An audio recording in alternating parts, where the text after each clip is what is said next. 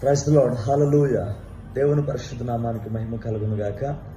దేవుని మహా ఉచితమైన కృపను బట్టి రాయలసీమ ప్రాంతంలో కర్నూలు జిల్లా ఆధోని దగ్గర దైవజనులు ప్రియ తమ్ముడు పాస్టర్ బెంజమిన్ గారి యొక్క వివాహ రిసెప్షన్లో వాక్య సందేశం అందించడానికి ఈరోజు పగలు ఇక్కడికి రావడం జరిగింది.